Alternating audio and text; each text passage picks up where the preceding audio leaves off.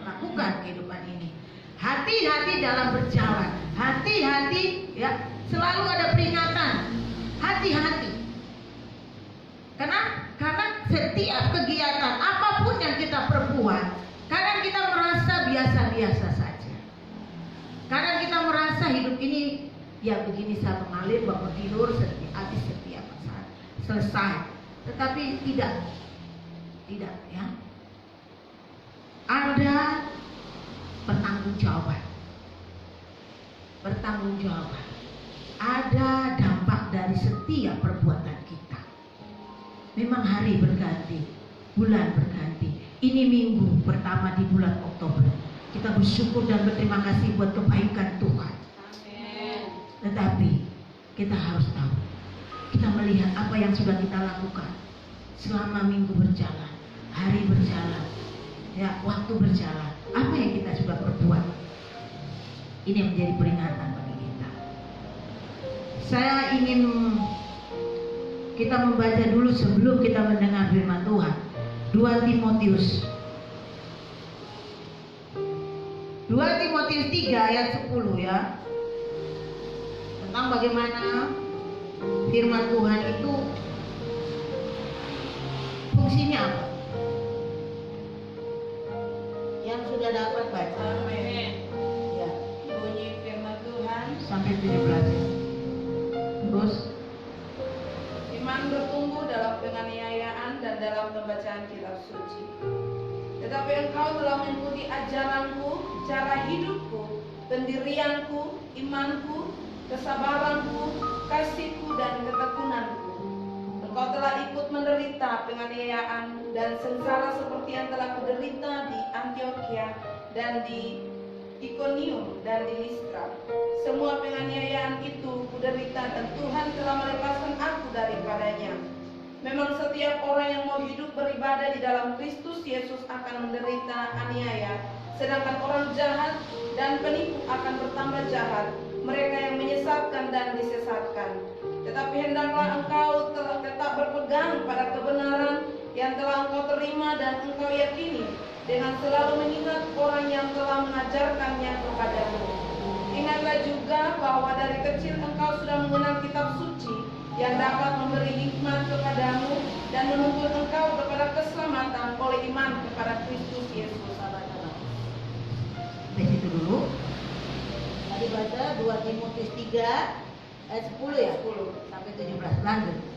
Segala tulisan yang diilhamkan Ya, Allah memang bermanfaat untuk mengajar, Amin. untuk menyatakan kesalahan, Amin. untuk memperbaiki kelakuan, Yes. dan untuk mendidik orang dalam kebenaran. Dengan demikian, tiap-tiap manusia kepunyaan Allah diperlengkapi untuk setiap perbuatan baik. Amin. Silakan duduk. Yang ke-16 katakan segala tulisan yang diilhamkan Allah memang bermanfaat untuk pertama mengajar, untuk menyatakan kesalahan, untuk memperbaiki kelakuan, untuk mendidik dalam kebenaran, ya. Amin. Di akhirnya di 17 ya, dengan demikian tiap-tiap manusia kepunyaan Allah diperlengkapi untuk setiap perbuatan baik. Kita diperlengkapi untuk setiap perbuatan baik. Amin. Jadi kita percaya bahwa firman Tuhan ini yang kita dengar hari ini untuk mengubah kehidupan kita. Amin. Jadi warning, memperbaiki kelakuan, perbuatan kita. Ya, hari ini bukan itu yang kita akan bahas, tetapi mari kita buka sama-sama di dalam Alkitab kita 2 Samuel 12. 2 Samuel 12 ayat 11 dan 12 kita akan membacanya. 2 Samuel 12, 11 dan 12. Amin. Ya, 1, 2, 3. Beginilah firman Tuhan, bahwa saja malapetaka akan kutimpakan ke atasmu yang datang dari kaum keluargamu sendiri. Aku akan mengambil istri-istrimu di depan matamu dan memberikannya kepada orang lain. Orang itu akan tidur dengan istri-istrimu di siang hari, sebab engkau telah melakukannya secara tersembunyi, tetapi aku akan melakukan hal itu di depan seluruh Israel secara terang-terangan. Wow, haleluya, ya. Haleluya. Luar biasa kan ya? Ini firman Tuhan menjadi warning bagi kita. Ya. Tentang Nathan memperingati Daud sehingga Daud menyesal. Kalau kemarin-kemarin kita bercerita tentang bagaimana perjalanan kehidupan Daud yang terus mendapat kemenangan demi kemenangan, ya. Tetapi kalau kita melihat kehidupan Daud, tidak selamanya mulus terus. Memang endingnya kemarin saya katakan dia bisa menyerahkan tahtanya dengan tidak mati dalam peperangan, tapi dia bisa menyerahkan tahtanya kepada anaknya sebelum dia mati. Dia mati pun dalam keadaan yang sangat sudah tua. Hari ini bagaimana kita melihat bahwa bagaimana kehidupan Daud, kehidupannya, sebagaimana kita melihat cuaca alam tidak selamanya baik, tidak bisa selamanya bisa diprediksi. Ya, tidak selamanya kita bisa tahu, oh bulan ini ber bulan hujan. Ya, oh bulan ini kita bisa memprediksi. Tetapi siapa yang bisa memprediksi bulan, hari, tahun, keadaan? Tidak ada. Tuhan saja. Amin. Ya. Bagaimana kisah hidup Daud? Ketika dia merasakan zona nyamannya, ya, dari perbuatannya ini yang kita tahu bahwa dia mengambil istri Uria, yaitu Betseba, untuk menjadi istrinya. Dengan begitu banyak cara kelicikan yang dia lakukan, sehingga cita-citanya terwujud begitu, yang dia rasa. Dia menaruh, pertama dia licik dulu, dia memanggil itu Uria pulang, seakan-akan dia Uria pulang dulu ya ke rumah tanggamu.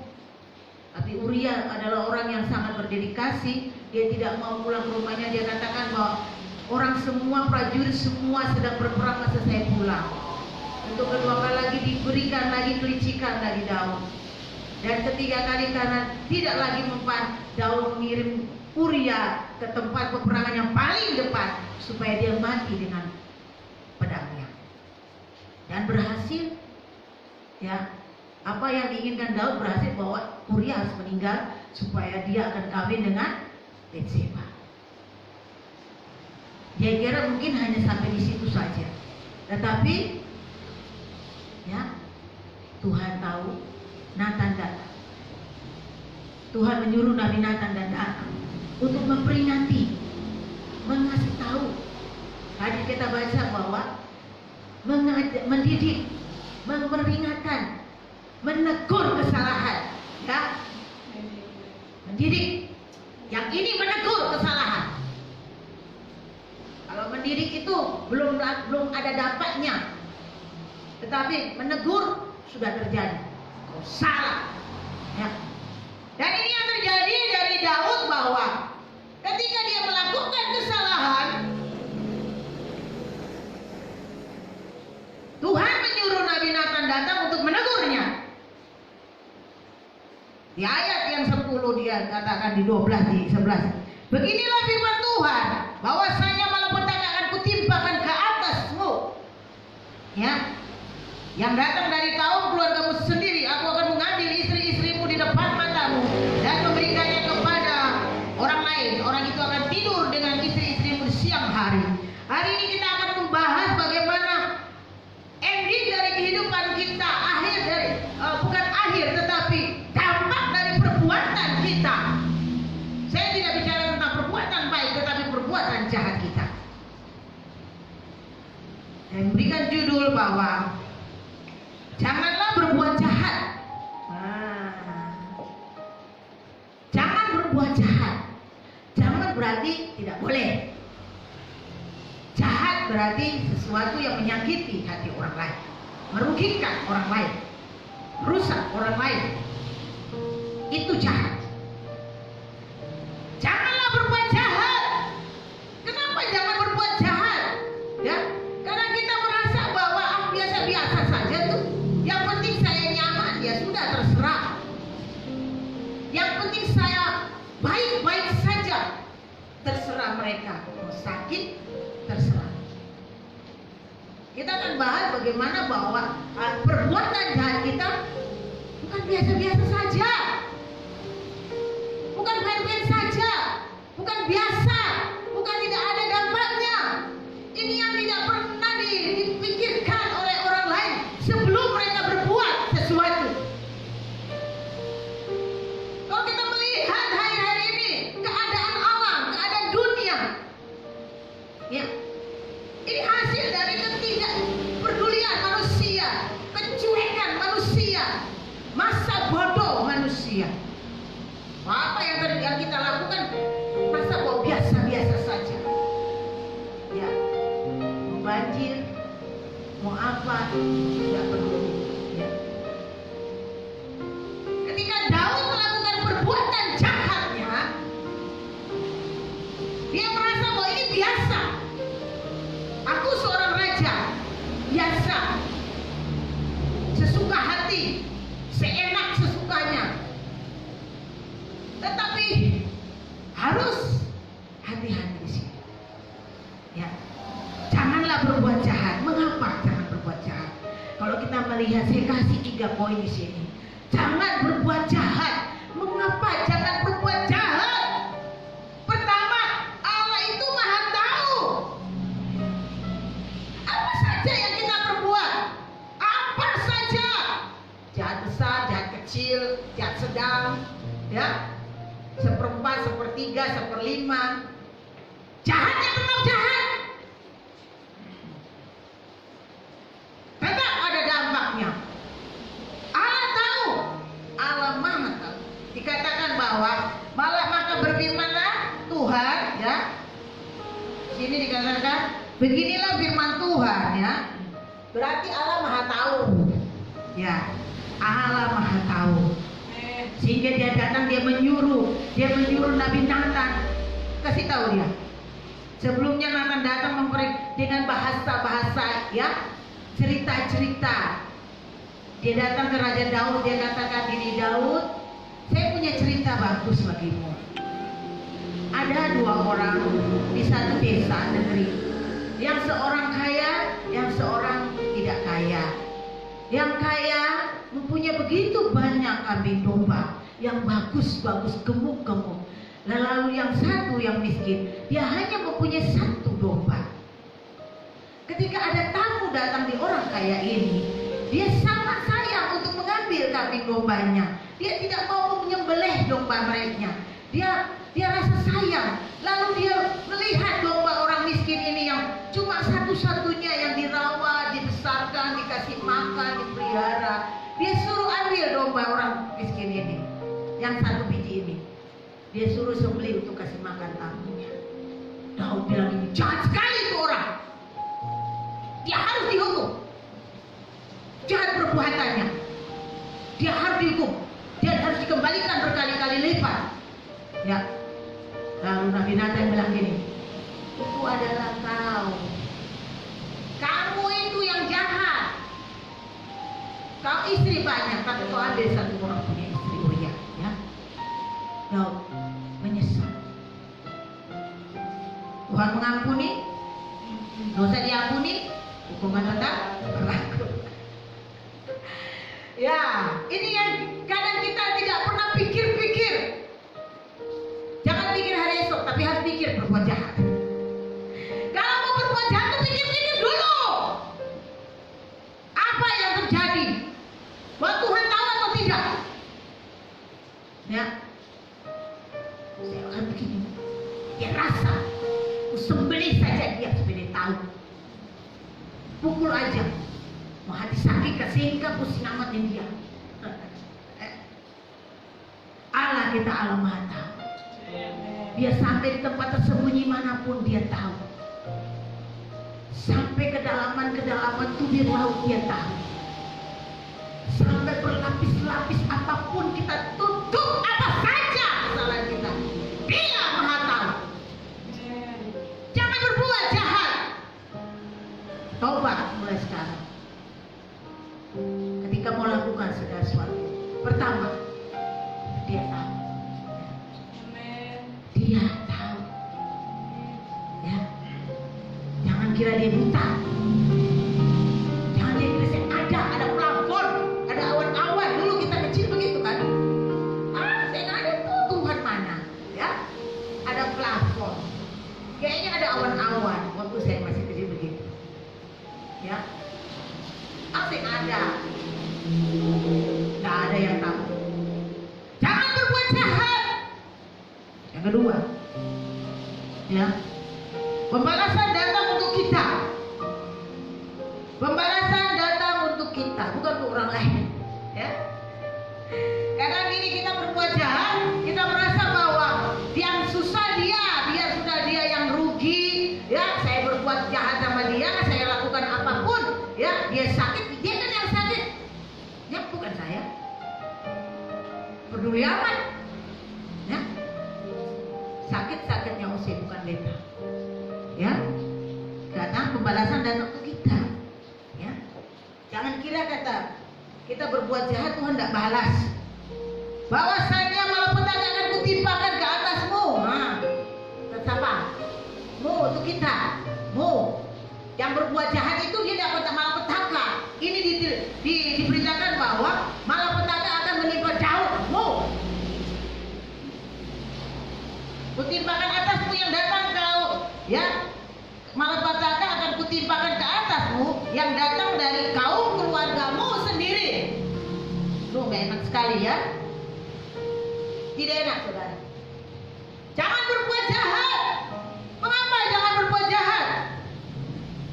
Karena malapetaka itu akan menimpa kita. Siapa yang bilang tidak kena kita? Kalau kita mengatakan orang tua makan asam, anak-anak gigi nyilu, itu ada di dalamnya. Ketika berbuat jahat, dosa itu terus 7 turunan, ya. Karena kita merasa biasa-biasa saja, tiba-tiba sakit, berikut, ada yang lebih fatal, mati berikut. Kita tidak pernah tahu bahwa ini kenapa ini kesalahan ini. Kok mati? Berikutnya. Ini kok begini. Kenapa susah terus berlanjut? Karena kita merasa kita nggak ada salah. Ya? Hati-hati. Ini menjadi warning, peringatan untuk kita. Bahwa jangan berbuat jahat. Bahwa kesalahan itu akan menimpa kita dan keturunan kita. Ya. Dulu orang tua saya suka gini. Ketika dia berbuat baik dengan orang, kasih apa begitu, ya, kasih sesuatu, kita tegur, lalu kita bapak bilang begini, sudah, bapak tidak bisa balas apa, nanti biar orang lain bisa bikin baik kamu di mana-mana saja kamu orang berada. Orang tua dulu sangat tahu Alkitab, ya. Orang zaman sekarang mah Alkitab pusing amat. Mereka tidak peduli dengan Alkitab, mereka tidak peduli dengan ajaran Tuhan. Ya, terlalu banyak ajaran-ajaran yang di medsos yang mereka pelajari, tetapi mereka salah, mereka tidak pernah tahu bahwa firman-Mu pelita bagi kakiku, terang bagi jalan. Ya,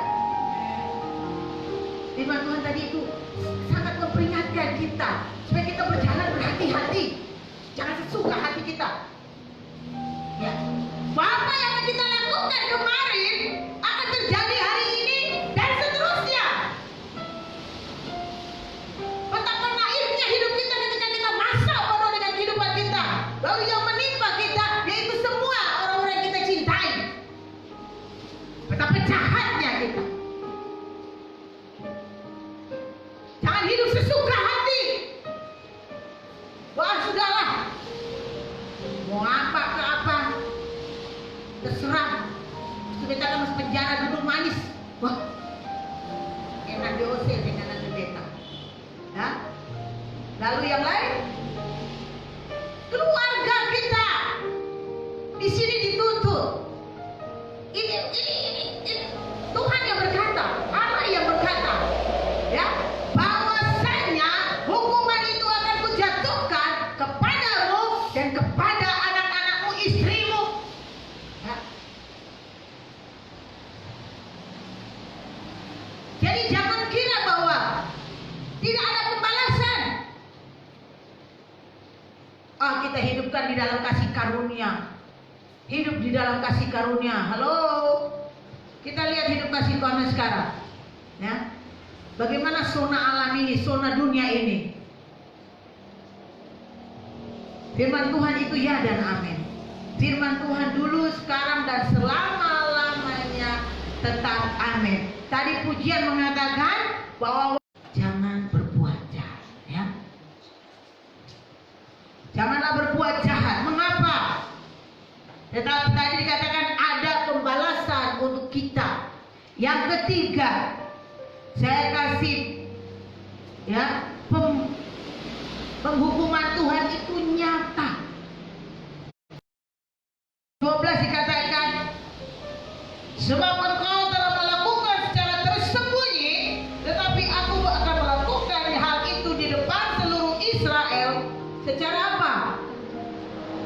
Terang-terangan.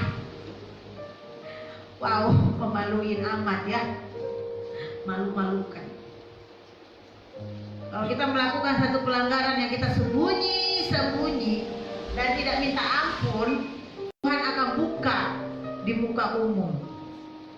Ya. Karena Dia Maha Tahu. Dikatakan bahwa aku akan melakukannya terang-terangan. Aduh Tuhan, janganlah ya. Aduh, malu saya. Anak cucu kita akan menimpa malu hasil kejahatan kita. Hasil kejahatan itu banyak. Kalau yang di sini dikatakan Daud, yaitu mengambil istri orang lain, ya. Tetapi kejahatan itu begitu banyak macam kejahatannya. Ini salah satu contoh soal saja tentang kejahatan Daud, yaitu dia mengambil istri orang lain. Tetapi kejahatan yang kita lakukan apa saja itu akan tetapi bertanggungjawabkan. Bukan hanya untuk kita saja, tetapi akan untuk tetap terus turun menurun. Jadi harus berhati-hati dalam melakukan apa saja kejahatannya. Saya sering katakan ini. Lalu orang yang berbuat jahat keenakan dong. Kalau dulu saya berpikir bahwa orang yang berbuat jahat tidak kena. Nanti turunannya, siapa yang bilang? Sebelum dia mati, orang yang berbuat jahat itu, Tuhan kasih tanda kejahatanmu yang ini. Jadi sebelum you mati, you bayar harga dulu dengan hasil kejahatanmu apa saja, dengan tandanya apa saja yang dibuat oleh Tuhan. Gak enak kan? Ngeri ya. Malu ya. Tanda. Kita pernah dengar dulu kan, ketika ada satu film dikatakan, Tuhan kenapa kau tidak kasih tahu kalau itu jahat? Loh, saya sudah kasih tahu kau bahwa ada firman Tuhan yang mengatakan bahwa jangan berbuat jahat, tetapi kau selalu berbuat jahat hingga kau dapat kena, ya, kepalanya kena batu bengkok dan dia miring-miring. Lalu dia bilang, kenapa Tuhan? Waktu ada batu Tuhan sih kasih tahu kan? Oh tidak, supaya itu tanda kejahatanmu. Wah, hei, saudara, Tuhan bukan Tuhan yang bisa dibodoh-bodohin begitu, yang naif, yang sesuka hati kita berbuat jahat, lalu dia bilang sudahlah, tidak apa-apa, kayak saya ya.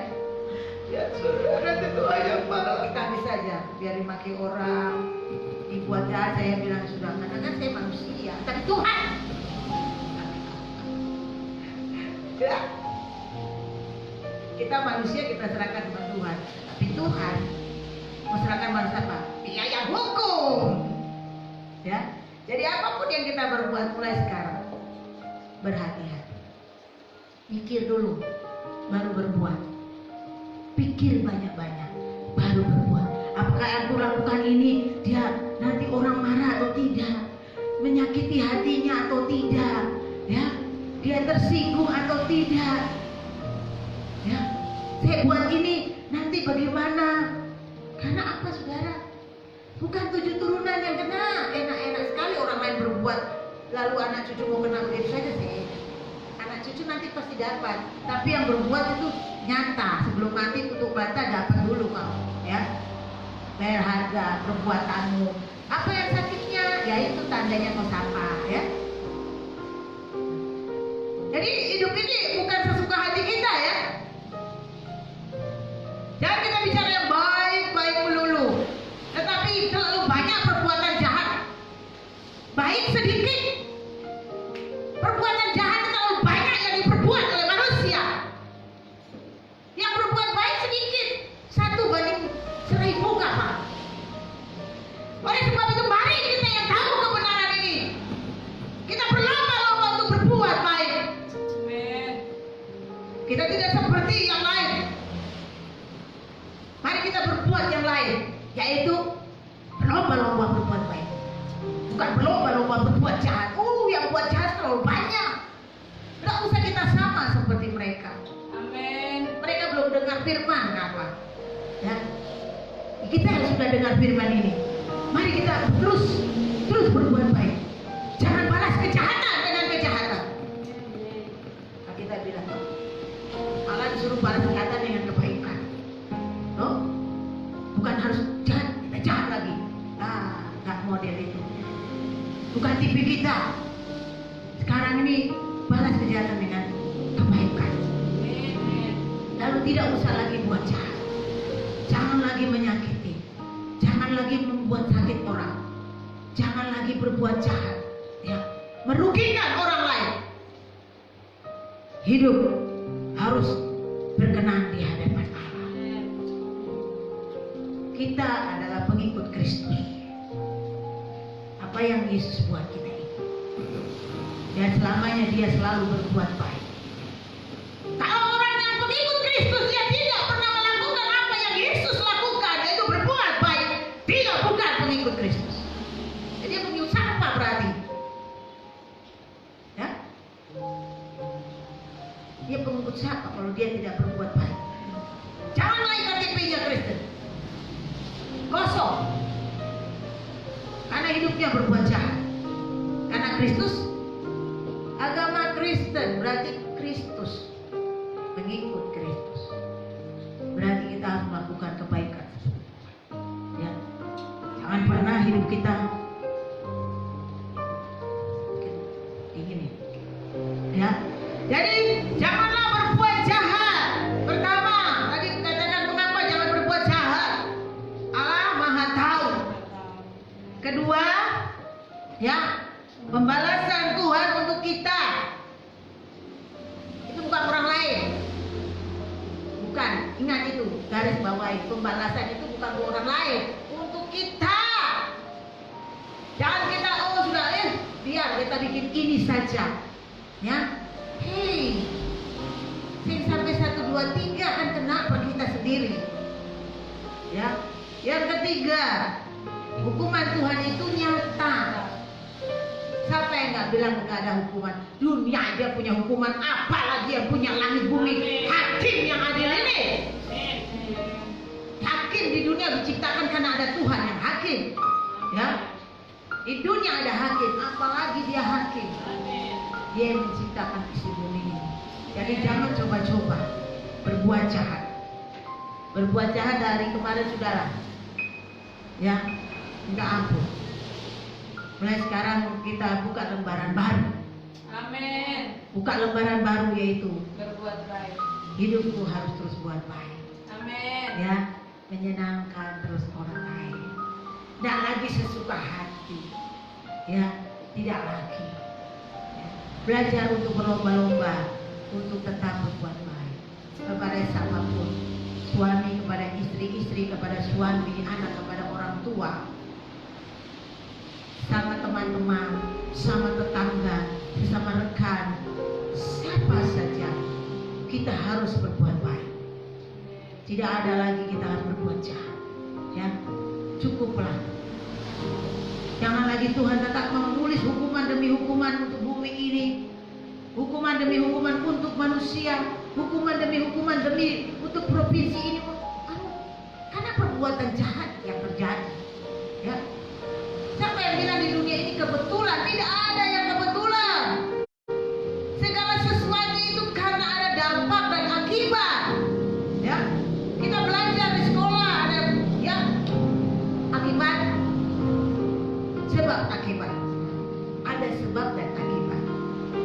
jangan dikira hidup ini tidak ada sebab akibat. Terjadi di zona sekarang ini karena sebabnya. Kita terima akibatnya.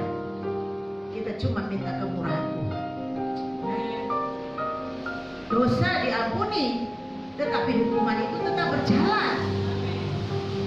Jangan kira kata berbuat jahat lalu tidak ada hukuman. Hukuman ada. Dia tidak pandang bulu. Tahu. Kita melihat, walaupun dia dekat dengan Tuhan, tetapi ketika dia melakukan kejahatan, saudara tahu hukumannya. Jadi hukuman ini Tuhan kasih nyata untuk sampai anak-anaknya. Anak-anaknya satu bunuh satu. Ya. Istri-istrinya seperti dikatakan semua diambil orang, ditiduri terang-terangan. Anak-anaknya satu bunuh satu. Anak-anaknya satu tidur satu. Ya, Amnon dengan Tamar. Ya. Ini hukuman karena dampak dari orang tua. Bapaknya kita lihat Tamar dan Amnon. Saudaranya ingin adiknya dan dia licik lalu dia ingin tidur. Itu saudara kandung. Hasil perbuatan Daud. Ya. Absalom dibunuh dengan dua adik keluarganya sendiri. Ya. Mereka saling membunuh. Katakan, kau bermain dengan pedang, menuruh Uria untuk mati dengan parang, kau mati juga, anak-anakmu mati dengan parang. Jadi kalau kita melihat di akhirnya, dia minta ampun, tapi Tuhan katakan apa? Kau tidak akan mati. Supaya apa tidak mati? Supaya lihat. Kau bilang, Tuhan ampuni aku. Iya, kau tidak, dosa sudah diampuni. Kau tidak akan mati supaya kau lihat hasil perbuatanmu. Saudara, sebelum kita mati, kita akan melihat hasil perbuatan kita. Ini yang tidak enak. Saya selalu belajar dengan pengalaman selama ini hidup setiap petua-petua kita. Ya. Sebelum mati kita lihat dulu perbuatan kita, hasil perbuatan kita, keluarga kita, anak-anak kita, orang tua kita, semua keluarga saudara sekandung kita, apa yang terjadi dari mereka. Ya. Jadi mari, ending dari Daud ini, dia walaupun dia minta ampun, Tuhan bilang ya, kau tidak akan mati loh. Kau tidak akan mati. Tetapi dia melihat satu persatu anak-anaknya hancur, istri-istrinya hancur. Dia melihat semua perbuatannya. Ya, mari. Firman Tuhan hari ini sungguh luar biasa. Amin. Amin. Sungguh luar biasa. Yes, amin. Kita masih hidup di bumi ini, saudara. Kita belum terangkat sudah di surga. Sehingga kita akan menghadapi begitu banyak yang membuat kita bisa berbuat jahat atau baik. Mari terus berlomba-lomba untuk berbuat baik. Pembalasan itu haknya Tuhan. Ada hakim yang baik. Hakim, kita tidak perlu menjadi hakim untuk diri kita sendiri. Kita tidak berhak menjadi hakim untuk diri kita sendiri. Tapi dia menyakiti beta hati, sudahlah. Ada Tuhan, kan percaya Tuhan kan? Percaya Allah ya dia hakim. Ya. Saya senang dengan firman ini dan saya pegang. Sehingga orang bilang saya suka menangis setiap pada masalah. Tidak apa-apa kan? Karena saya mengerti firman. Ya. Saya bukan Tuhan lah, saya menghakimi. Saya hanyalah manusia. Ya. Jadi tidak perlu menyakiti lagi siapapun. Stop berbuat jahat. Karena pertama kalau berbuat jahat kita yang kena. Gak enak. Kedua, kalau kita punya keluarga, kita akan lihat keluarga kita hancur satu demi satu. Hasil perbuatan kita. Lebih gak enak lagi. Ya. Yang ketiga, nyata. Sebelum kita mati, terang-terangan dia buka aib kita. Sebelum kita mati, dia akan buka siapa kita sebenarnya. Gak enak sekali. Mari kita berlomba-lomba sekarang. Ya, hidup kita masih ditentukan Tuhan, masih bisa berbuat baik. Masih ada waktu. Hidup ini seperti pujian katakan, hidup ini adalah kesempatan. Berlomba-lombalah terus berbuat baik. Berlomba-lombalah, ya. Kenapa apapun yang terjadi, selalu saya mau lakukan apa, saya ingat, oh saya punya anak. Aduh saya punya anak. Ya. Saya mau lakukan tindakan, saya punya anak. Saya juga punya saudara. Saya tidak mau saudara-saudara saya alami. Karena nanti sampai 7 turunan dapat. Ya. Kalau firman Tuhan katakan bahwa orang tua makan asam, anak-anak gigi ngilu. Tapi tanda kutipnya kalau anak-anak itu tahu kebenaran, mereka di-backing dengan firman Allah. Amin. Tetapi kalau anak-anak itu tidak tahu kebenaran, dengan mata terbuka kita melihat kehancuran mereka masing-masing. Ya. Ini kerja keras buat kita semua. Amin. Ini kerja keras buat kita. Yes. Sebagai saksi-saksinya Tuhan, mari terus nyatakan ini kepada semua. Serukan ini. Jadilah contoh teladan bagi siapapun. Karena hasil perbuatan kita akan terima, dan untuk anak-anak kita. Dan Tuhan kita, karena Tuhan yang Maha Tahu, mulai sekarang jangan lagi berbuat jahat. Stop berbuat jahat. Bertobat berbuat jahat. Jangan. Saling mengampuni, saling minta maaf kepada satu sama yang lain kalau sudah salah. Ya. Itu yang Tuhan mau.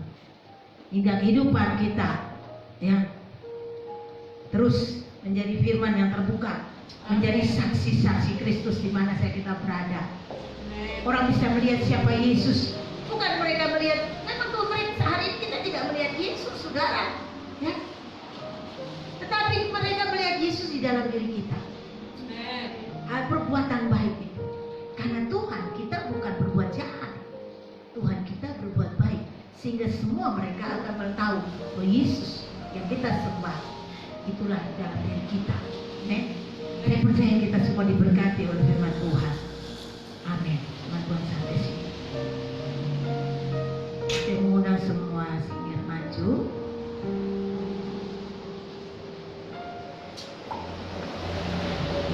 Hidup ini adalah kesempatan.